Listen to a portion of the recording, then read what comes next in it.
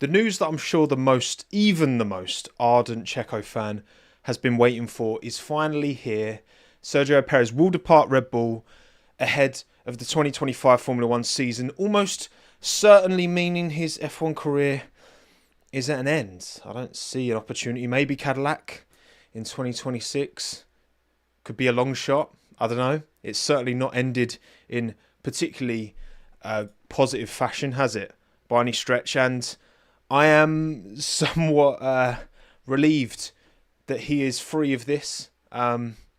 Look, relatively speaking, of course, is a multi-millionaire racing Formula One cars, but it can't have been easy for him trying to push through, trying to make this mismatch of team and driver work for as long as he has. It's check over. It is. It's Jova and it's check over. It's done. He's out. He's left Red Bull Racing with immediate effect. He put out a statement on Twitter, which we'll have a little look at now. A message from Checo. If you can't read it, I'll read it. It's quite small on here. After 4 incredible seasons together, Oracle Red Bull Racing and Sergio Perez have reached an agreement to part ways. During this time, Checo played a crucial role in securing multiple Grand Prix wins, countless podium finishes, and 2 Constructors' World Championships, significantly contributing to the team's most successful era in Formula One. Certainly, significantly. There's certain. It reminds me of, it was any doesn't mean all after Abu Dhabi 2021. There's certain words that I think there's been a quite creative license given to the usage of certain words here. Reflecting on his time with Red Bull Racing, Sergio said, "I'm incredibly grateful for the past 4 years with Red Bull Racing and for the opportunity to race with such an amazing team. Driving for Red Bull has been an unforgettable experience, and I'll always cherish the success we achieved together. We broke records, reached remarkable milestones, and I've had the privilege of meeting so many incredible people along the way." A big thank you to every person in the team, from management, engineers and mechanic, catering, hospitality, kitchen, marketing and communication, as well as everyone at Milton Keynes. I wish you all the best for the future. It's also been an honour to race alongside Max as a teammate all these years to share our success. A special thank you to the fans around the world, especially to the Mexican fans, for your unwavering support every day. We'll meet again soon. And remember, never give up. I feel sadness. I do. That such a long career and such a, particularly before he joined Red Bull, such a career with such I don't know, just he always punched above his weight, didn't he? I feel like Force India and Racing Point, and he got his shot at McLaren early doors and it didn't really work out for him. But since then, after that, he really did recover and build his stock up to a level where he deserved the opportunity at Red Bull in 2021. I've never said otherwise, right? As a massive Alex Albon fan, Checo deserved that seat more than Alex, right? And he got it. He got what he deserved. He got the seat. And look, obviously you compared Checo to Pierre and Alex at the start, and I think he'd done a slightly better job. Obviously, the 2021 Red Bull was much more competitive than the 2020 Red Bull.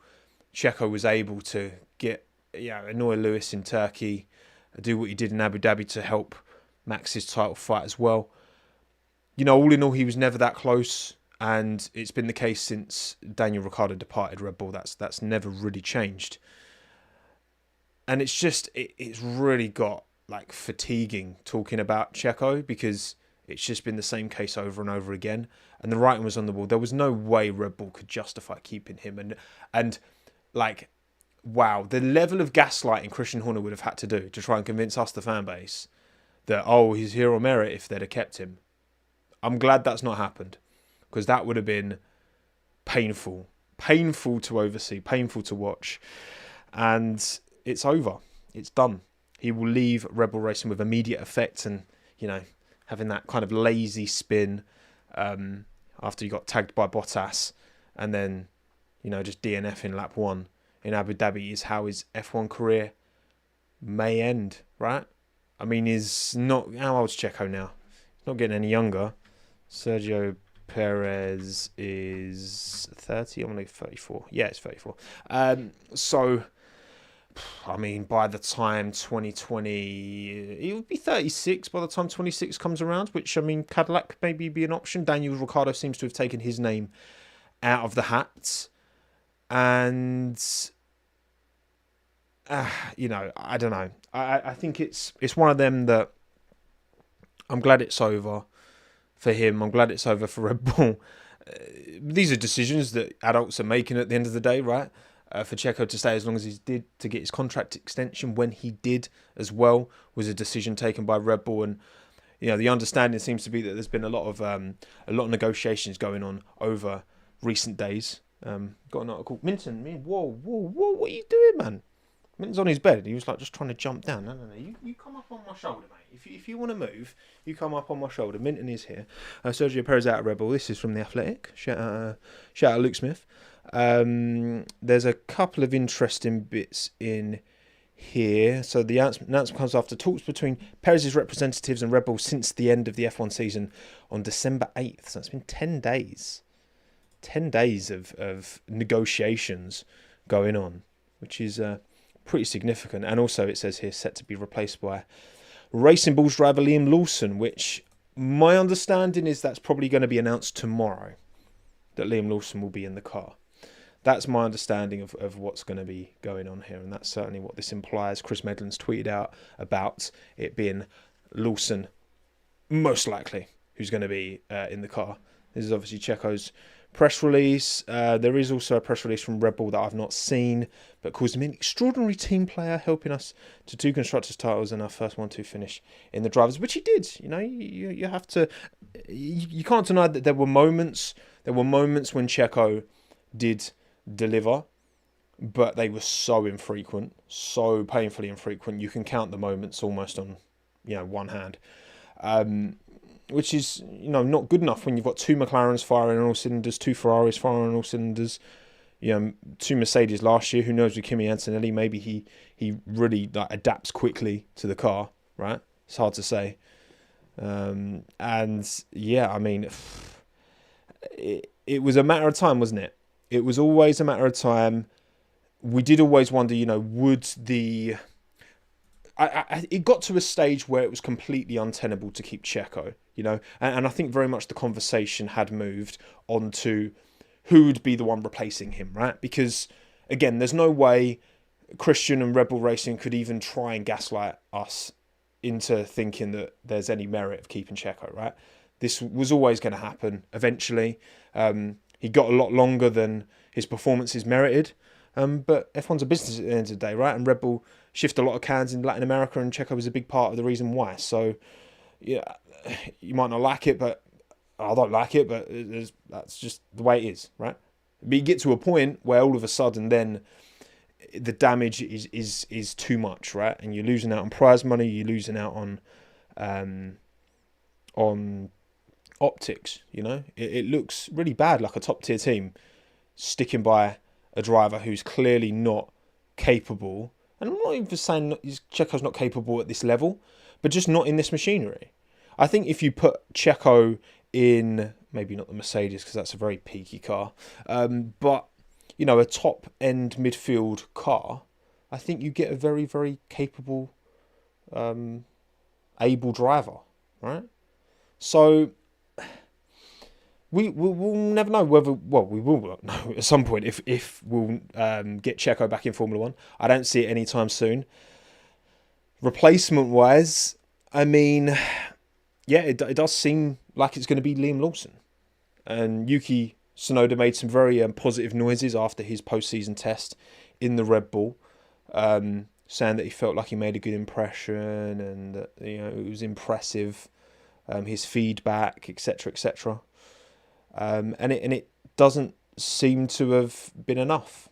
And it's very easy for us to sit here and, make bold claims one way or the other. Should it be Tsunoda? Should it be Lawson?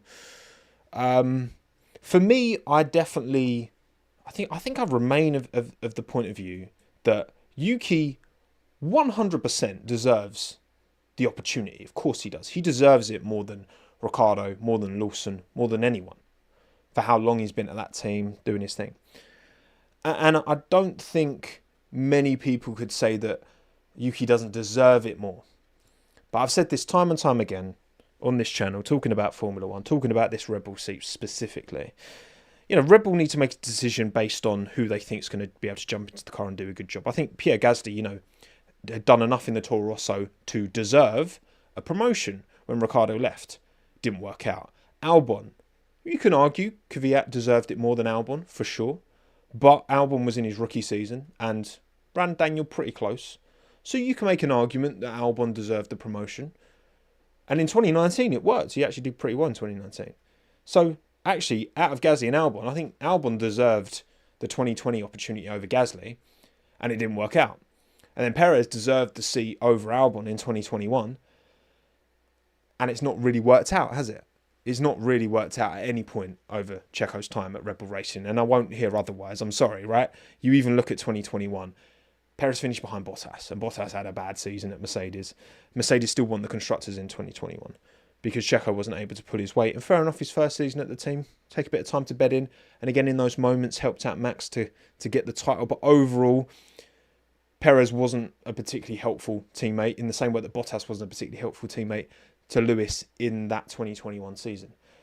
But then 22, 23, we knew this was coming. We knew this was coming.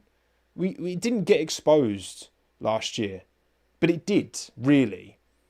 Max won by like 300 points or whatever it was.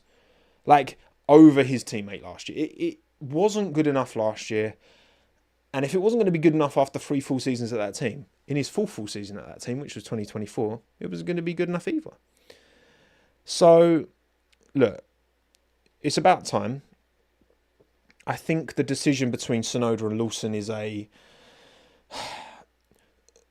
do wonder, this is my point, this is what I wonder about. Does Yuki's Honda connection, when it comes to whether or not he gets the Red Bull seat, does Yuki's Honda connection actually hinder him? Because Honda are moving to Aston Martin in 2026, is Red Bull's perspective like, right, if we chuck him in the seat, Honda will probably just be hankering him to move there in like 2027, right? Because Alonso has gone on record fairly recently and said that, he doesn't, he's got a contract till the end of 2026. He'll see from then on. And I think, look, ultimately, Fernando's going to have to retire at some point. And once the 2026 season is done, that is possibly going to be the time that happens. So I do wonder, if a Red Bull looking at this, like, if we put Yuki in the seat, even if he's really good, we'll only have him for a couple of years. Now, I don't know how ironclad that contract and that it's not even the contract between Yuki and Honda. It's that relationship, right? Because Honda, through their Formula Dream project, have supported Yuki throughout, right? That's been a huge part of his motorsport journey. In many ways, similar to how Mercedes has been a fundamental part of Lewis Hamilton's motorsport journey since McLaren Mercedes picked him up back in his early days. So that, for me, is like, if Red Bull fully 100% owned the kind of contract and the, if they had full ownership over Yuki in the same way that they do over Liam, would they have gone for Yuki? To me, that is the most clear and obvious reason for them not to go for Yuki Tsunoda, because he has demonstrated growth in terms of his approach and staying level-headed, keeping it calm, keeping it composed, and consistency. Sure, there's been moments of inconsistency, for sure. You can't doubt that, but he's moving in a positive direction, and I think his raw pace is very good. So, to me, it feels like it's possibly that Honda connection that's holding him back. That's, if I had to guess, if I had to put money on it, that's what I would stick my money on, to be honest.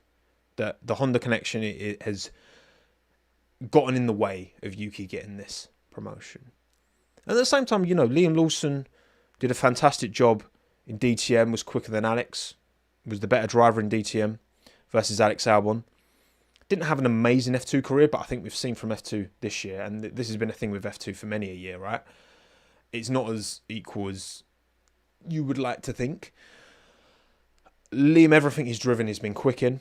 Everything. Super Formula as well, did a fantastic job in Super Formula on his year off as well. So I think that his adaptability, his youth, the fact that quali margin to Yuki has been close. Yes, it's been 6-0, but that does not tell the full story. The actual deficit on average has been very, very tight. He's not been putting it in the wall. Yeah, he's a bit hot-headed. But again, he's younger. He's only had 11 Grand Prix to Yuki's 87. So, as much as Yuki deserves it, with the Honda connection and with Liam's relative greenness, I would get it.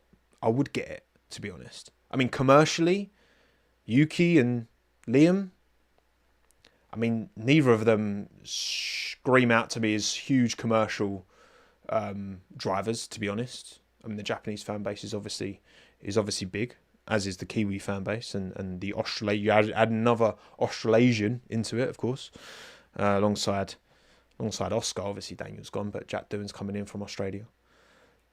That's what I think. That's my best guess as to why it's looking likely to be Liam that will be announced tomorrow as Max Verstappen's new teammate, because it's not going to be Checo after he's dropped. Damn. Matter of time though, wasn't it? Only a matter of time.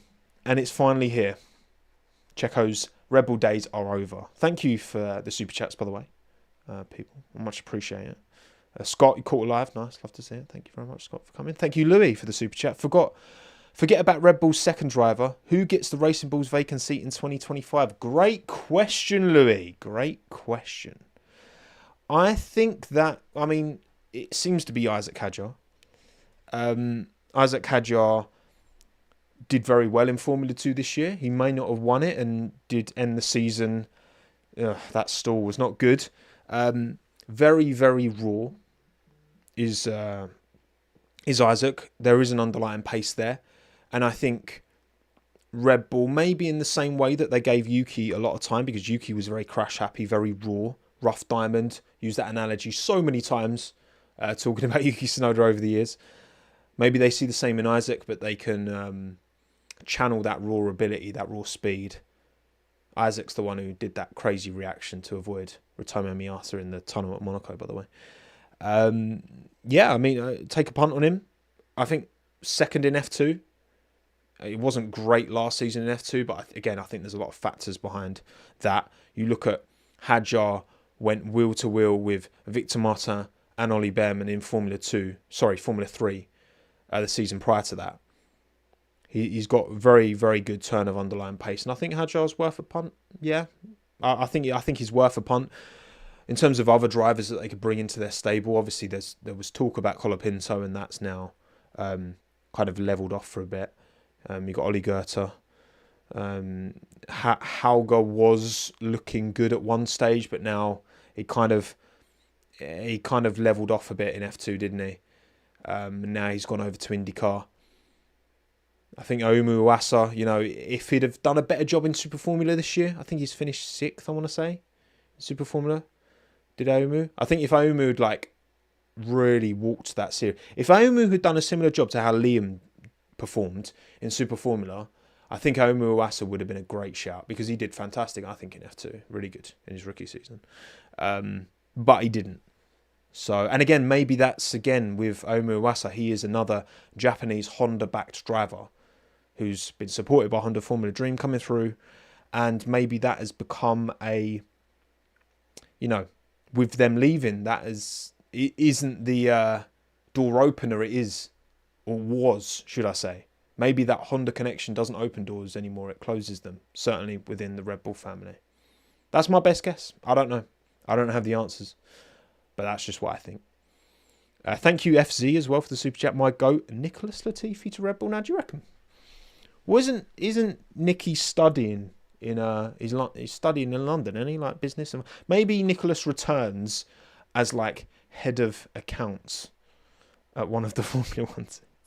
I think that's the most likely way we see Latifi return to F1. Although, to be fair, I don't think the F1 world wasn't particularly kind to him.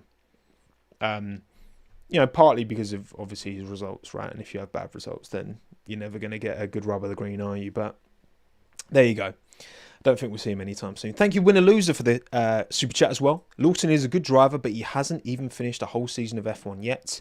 Even if it was just for 1 year, put Tsunoda in before he goes to Aston Martin, and that gives Lawson a full year before he goes in.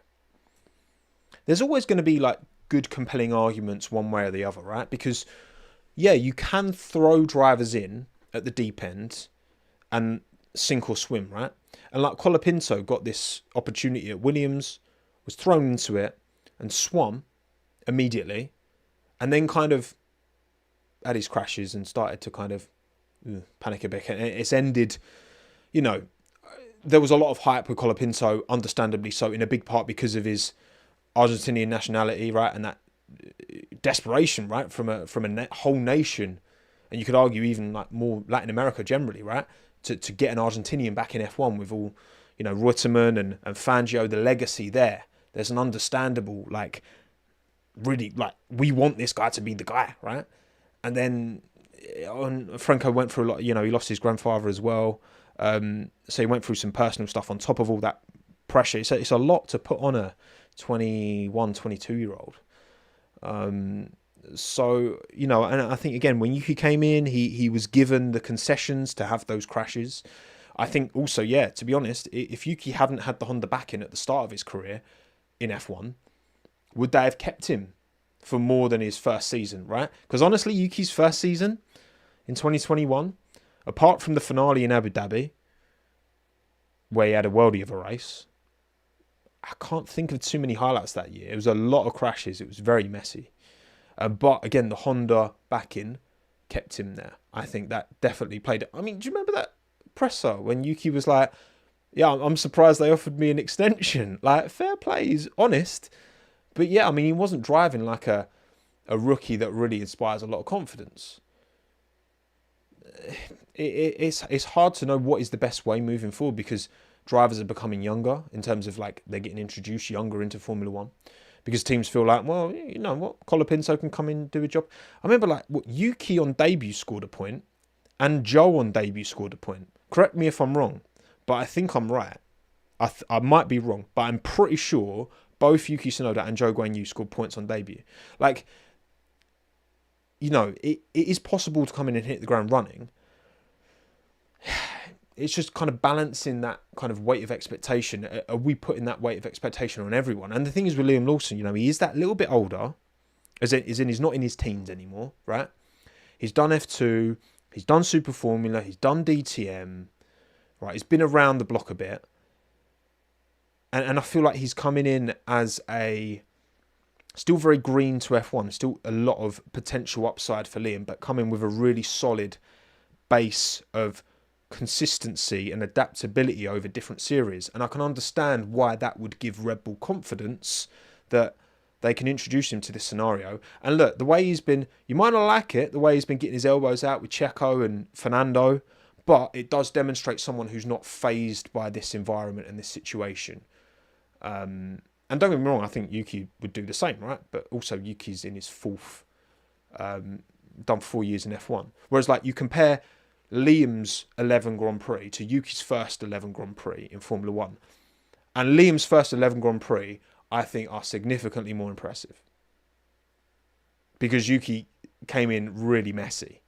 Like, quick, but messy.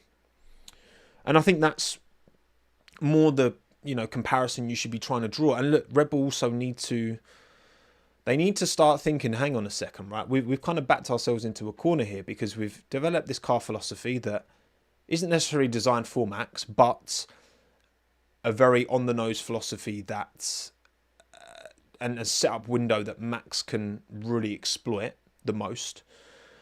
And can we get someone in who can drive in a similar way, right? In a way that Albon and Gasly and Perez could never adapt to. Otherwise, we're going to have to maybe change the direction of our car for 26 onwards and make it a bit less focused on Max's just godlike style, right? Because he's a freak of nature when it comes to driving a car, Max Verstappen. I think that's clear for all to see.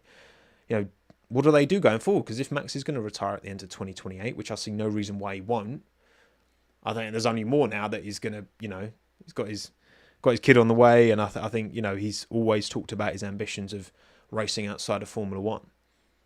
Yeah, Red Bull have to be pragmatic, and I love that word at the minute. Pragmatic is a banging word, and they've got to think about the future. They've got to protect themselves in the same way that Mercedes have had to protect themselves this year with Lewis Hamilton leaving. You got to do what's right for your team and your organisation, your business, and yeah, I think that I would love. What would make me happiest, what would give me joy inside, is to hear Yuki Tsunoda announced as a Red Bull Racing driver for 2025 tomorrow. That is what would please me, make me happiest the most. But would I be upset if Liam got it? No, I'd get it. I'd understand it, I think. And I don't think you'd do a bad job. And I could certainly, in terms of who I actually think would do a better job in that Red Bull, Yuki might deserve it more, yes, fact, but I do think Liam, if I had to put money on who would do a better job in that Red Bull, I'd probably put that money on Liam. Because he's, again, more green, shown incredible adaptability in lots of different series, had jumped in after 11 Grand Prix and is very, very close to Yuki already, more ceiling to grow. Just like what I say about Oscar Piastri, that's why I believe Oscar has got more to give going forward.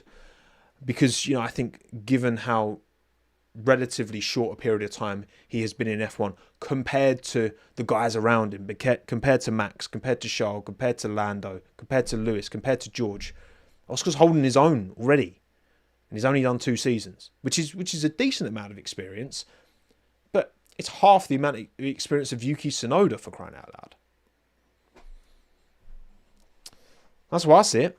Thank you, Raphael, for the super chat. For me, it's just like, why not? Put Yuki, show us what he's capable of. If it doesn't work out the way they want, then Lawson tries it. And there's definitely, I think, Raphael, there's a very good argument for, you give Yuki 2025. You give him 2025. You keep Liam in the racing bulls. That final year of Honda, and, I remember was it a Honda CEO? Can't remember his name. But he put out a statement saying, like, we're going to win the double world title in this final year, and kind of alluding to, like, if you put Yuki in the car, we'll deliver the Constructors and the Drivers' World title in 2025. And trying to kind of, fight Yuki's corner almost. And good for them. Good for them for sure. Yeah, and that would be amazing. That's what I'd like to see. That is what I would like to see. Yes, of course. Can I also understand if Red Bull are like, right, we're going to have this guy for 2 years max, and then he's going to go to Aston Martin and replace Fernando Alonso, right? For example, because he's not going to replace Stroll, probably. I've given up trying to push that because it's just, it's annoying. But whatever. I just think, like, okay, so if you think you've only got 2 years of this guy, well, let's just chuck Liam in now. Then we get Liam in 2025. Liam improves and gets on top of this Red Bull car. And then 2026, you've got a Liam Lawson with 1 year experience at Red Bull Racing who can hit the ground running. Rather than introducing Liam in 2026, having raced a year in the Racing Bulls, which isn't the same car as the Red Bull. It might share components, right? But it doesn't have the same setup. It doesn't have the same feel. If it did, you wouldn't have the problem that Gasly and Albon and but Gasly and Albon have had anyway in the past. If the Toro Rosso was always fundamentally the same as the Red Bull, well, you just go from one to the other. And ideally, you would have it that way, right? That you could just, if you can drive this one that's, the Toro Rosso is like 97% as quick as the Red Bull. Well, if you can drive that at 100% of its capability, then, well, there's no reason why you can't drive the other car that's 3% quicker at 100% of its capability. That's obviously not the case. So I think that's why you wouldn't, Raphael, because you're giving a seat to a guy that you feel like you're probably going to lose in the next couple of years, regardless. And again, if they fully owned Yuki, I'd maybe feel a bit differently. But you give Liam that car a year earlier than your suggested put Yuki in for a year. And you get Liam more adept and more on top of it. just that bit sooner, because you can't deny Liam's talent, his ability, his adaptability in multiple different motorsport series is seriously impressive. Like, seriously impressive. Cashinero, thank you for the super chat. We're just going to wait for Arvid Lindblad. Get ready. Yeah, Arvid's obviously, he's going to be in F2 next year. I think he was announced, wasn't he, fairly recently? Arvid seems like a guy for the future. You got to say, like, if he was that little bit older, it feels like that he's got a lot of supporters in Red Bull, and maybe he'd be getting it over Isaac Kadjar, the Racing Bulls seat, but possibly not, right? Arvid's got a lot of potential for sure. Let's see. Obviously, look at Dennis Hauger. He won Formula 3, and then things just kind of petered out. Even though, you know, Dennis has a lot of support, right? I remember going Hungary last year. The amount of Dennis Hauger merch I saw knocking about, crazy. Like, more than a lot of F1 drivers. Way more than I saw any Ocon or Sargent merch anywhere. It was all Hauger, man. But, you know, Hauger kind of won F3 and then it just kind of leveled out in F2. So you can't gas things up too quickly too soon, because you never know how things can change, right? Time will tell. Thank you, Nathan, for the super chat. Should Yuki go to Red Bull if it's all but inevitable that we follow Honda to Aston Martin? That to me, Nathan, is the only reason you wouldn't promote Yuki, is because you just feel like you don't have full ownership of him in the same way that you do Liam Lawson. Because I can't really see another way. I don't think the whole attitude, and I don't think that's an excuse for Red Bull not to promote him, because I think he has significantly improved in those elements. And by promoting Isaac Kadjar, right, who's demonstrated many a time, he is feisty. He's a bit of a hothead on the radio. Gasly, not so much now. He's got on top of it a bit, Pierre. But he used to be a proper aggressive on the radio, like fuming, right? Really struggled to control his emotions at times, does Pierre. Isaac's done it. Like, Red Bull don't mind that. That's what the evidence shows us, that they don't mind giving drivers who have shown a lot of raw pace and are rough around the edges and need some, you know, to be calmed down a bit and to, you know, get that training and, you know, get that support and improve and grow as a driver and as a human being. They're not against giving those kind of drivers opportunities. So, yeah, I think that's all that makes sense to me. Thank you, Zach, as well, for the super chat. ESPN saying Lawson announcement in the next few days. Yeah, I've heard tomorrow, maybe tomorrow as well. It all does seem to point to Liam Lawson being in that car for 2025. Max was, I mean, yeah, I didn't even mention Max, did I? Max, we all know Max has got a fuming radio message, right? And I think that is something that sometimes, for example, in Hungary, I think Max's heightened emotions made him on that day a less capable racing driver than a version of Max Verstappen who wasn't as fuming on the radio as he was, right? I do think that is one of Max's very, very few weaknesses that we occasionally see.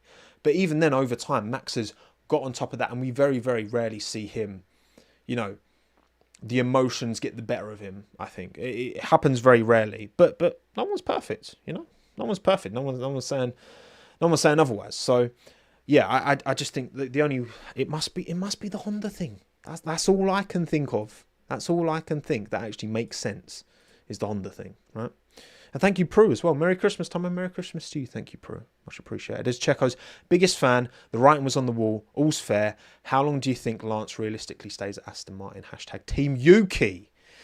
Ah, man, look, I think that... And you know what? As a Checo fan, I'm glad that there can't be many Checo fans who are still wanting Checo to be in a seat for... I mean, I went for it for 1 year with Alex Albon in 2020. And by the end, I was like, please, like, no. Was I? No, yeah, you know, when they announced Checo, I was like, there was a significant part of me was like, thank God for that. It's over. Because that 2020 season, as an Albon fan, was enjoyable for other reasons, but the Albon fan in me struggled. And to have gone through 2023 and 2024 in particular. 2022, it wasn't so bad for Checo, to be fair. I think that's probably his strongest season in Red Bull, 2022, I think. But yeah, to have gone 2 seasons back to back with your guy getting smoked week in, week out, and having these very, very odd and occasional. I mean, even Baku, when it was good this year, they still ended up crashing with Carlos. So it's like, I feel for having gone through that fairly recently. I do feel, and I must, like, surely you'd rather your driver out. It gets to a point, right? It gets to a point. And if Checo's not going to get a seat at an Alpine or a Williams or whatever, then, yeah. But look, we know that there's a lot of support for Checo, whatever he does, wherever he goes next. What's next? You know, he could join up with Valtteri and get the merch. But yeah, he'll have a huge contingent of fans following him and supporting him. I'd love to see him in IndyCar, to be honest. But yeah, what do you think? How long do you think Lance realistically stays at Aston Martin? Again, looking at Fernando's more recent comments, where he's like, yeah, I'm going to do 2026. My contract finishes at the end of 2026, so we'll get Fernando for all of 25 and all of 26. You know, he'll make a decision. He said, he'll be the first to put his hand up when he feels like he's losing that edge. It's going to happen at some point, and I think I just really hope, like, for Fernando to say that, I just like, Aston, please give him the car. Please give him the car. Honda, please give him the engine to win a third world title in 2026. That would be unbelievable. That would be so good. Oh, I'd love that. But in terms of Lance, look, again, if Fernando does leave at the end of 26, I think they can probably just about find it in their own selves to justify keeping Lance, and then Yuki replaces Fernando. I mean, we had Mike Crack gaslighting us, didn't we? Did you see that quote from Mike? Paraphrasing, it's like, yeah, I think Lance and Fernando are pretty similar, about the same in terms of ability. Mike, I'm not being rude here. Do you think we're stupid? Like when you put statements like, do you think we're dumb? Do these kind of statements, right? Whoever it is, I don't care what team principal it is or who it is. Do you think we are just brainless fools who don't? That's obviously not true. You don't need saying that. Just draws. It's like the Streisand effect. Isn't it Streisand effect when you like try and hide something and it makes it more prominent? Just Mike, stop. Behave yourself, right? Foolishness. Come on.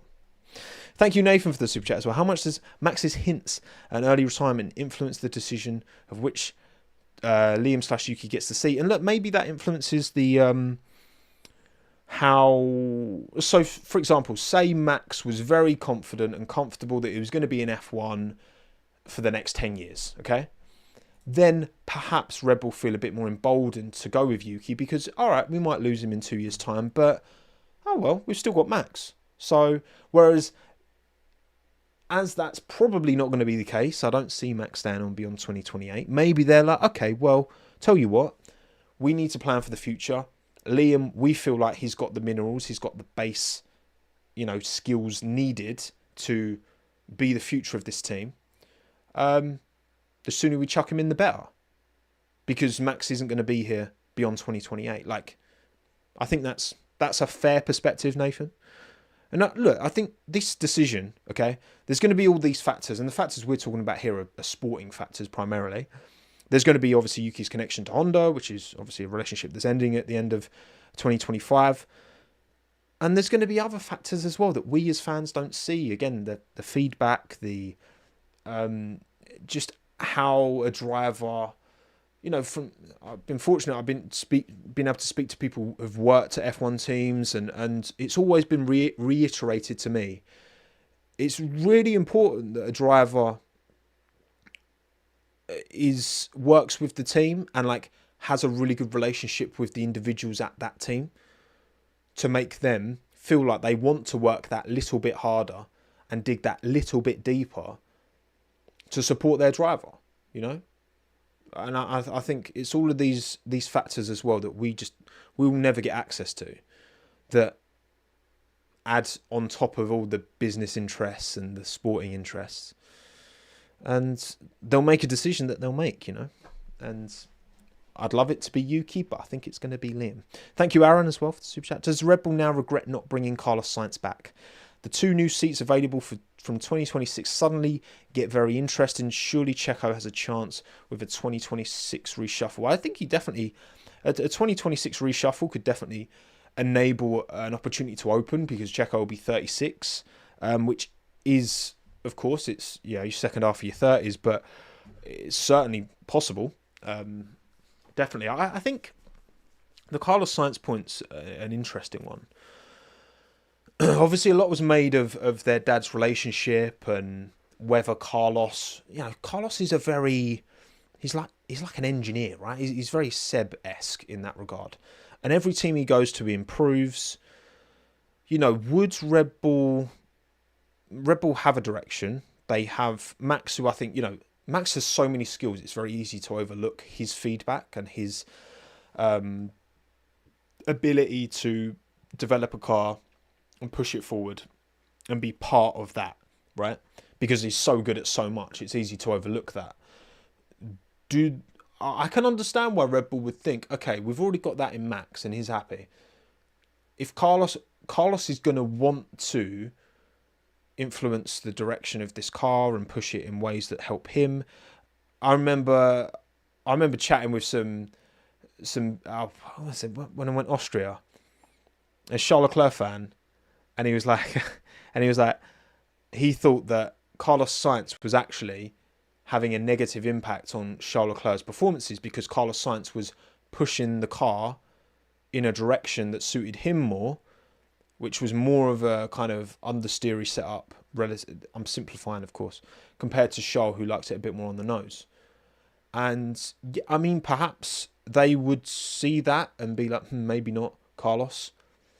I know on the Sky post-race pod, Karun and Ted were both talking about Alex, which obviously, I don't know how I feel about that, to be honest. I'm not sure, because Alex has improved and he's definitely matured as a driver, and I know he backs himself because he's talked about, if the opportunity came up to go back to Red Bull, he'd back himself.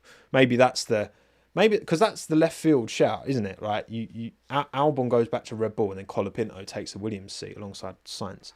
I would much rather Alex stay at Williams with Sainz, to be honest. And I know everyone thinks, oh, Carlos is going to batter him. Maybe he will. I don't think he'll batter him. I think he'll be better than Alex, but I don't think he'll batter him. But we'll see about that. So you've got Albon. I think Albon would have made more sense than Sainz from Red Bull's point of view, because I think almost Sainz is too good in some ways. And I'm not just talking about skill, but he would want too much from that team. He'd want too much influence and too much control. Whereas I feel like Albon, Alex, it would be more likely to settle into that role than Carlos would. You know what I think, actually, is kind of a bit of what could have been. I'd love to have seen Fernando replace Lewis at Mercedes. That would have been really cool. That's kind of sidetracking a bit, but then that would have opened the door for Yuki at Aston Martin. And then this would have all probably gone through a bit quicker. But that's just, I'm just thinking out loud here. I'm just thinking out loud. Give it Vettel, do you reckon? Give it Vettel. Give it Seb, bring him back. No, Seb needs to come back in some kind of probably an FIA role for Seb. Just because I think he'd have more influence on the sport in an FIA role. And a senior FIA role at that. I mean, replace MBS, that'd obviously be ideal. Obviously be ideal. And of course, Salita as well. Yeah, Carlos and Max. I mean, Carlos is very adaptable. So I do think, even a on the nose Ferrari that Charles likes, Carlos can drive, but I think Carlos's natural style is less on the nose than Charles and less on the nose than Max. So again, you've got two different styles, which is possible. McLaren had it back in the Button-Hamilton days where they had two different drivers with very different styles that could both drive the same car quickly. But I don't know if that's necessarily the case in this ground effect era, where, again, the cars are very parallel to the grounds. You can't be too you need to be smooth with your inputs. That's what really rewards these types of cars nowadays. Whether that'll be the case, it will still be the case in 26, but maybe less than it is. Yeah, I think Seb, honestly, Seb went for the main role. Because from everything I'm heard, like MBS is going to be like uncontested for the FIA presidency next year, which just hurts my heart. It really does, because that man is in no way the right person for that job. Never, absolutely not. But yeah, we'll see. Thank you, Tony, for the super chat. Is it me, or is every driver leaving the sport getting an insane amount of hate online? I imagine, I'm not sure. Is it me, or is every driver leaving the sport getting an insane amount? What? So Checo, I mean, the problem is, right, and it's the anonymity of social media emboldens people with issues who just have deep sadness in their lives and just, take to throwing awful stuff at people, thinking to give as I think a lot of people don't expect them to see it, but they do. And people even send me rubbish. They don't expect me to see it, and then I'll reply and be like, "Oh, that wasn't very nice." I'll be like, "Oh, I'm just joking, Tommo." Okay. And unfortunately, right, Liam's going to get stick. Checo's going to get stick. There's no nice way it plays out, and unfortunately, that's just a reality of social media that you kind of have to accept. To be honest, I don't think there's much we can do about it. I've gone back and forth. My thoughts on the whole. should drivers condemn when their own fan bases, we saw obviously a lot of it in 21 from the extremities of Max's and the extremities of Lewis's fan bases. Just the amount of. But do I think Max and Lewis coming together and being like, stop? Do I think that would change anything? Probably not. No, probably not. It's just sad. But that's why, I think also the responsibility is of us who can actually have nuanced, respectful conversation about sports people at the end of the day who we don't know. We should still keep doing our thing and not let the wrong uns ruin it for everyone else, right? Vettel and Alonso need to be part of the FIA. One day, Sage. One day. But there we go. No, you know what? I think I'm going to wrap it there. 50 minutes is longer than I was expecting to talk about. I don't know why I've chucked the thumbnail up again. And thank you all for listening, watching, wherever you are. Dochi, Bart, Josiah, Dawood, Crispy, Dara, BW, Sage, Martinoa, Champ, Jeff, Viesa, Ilse, Prue.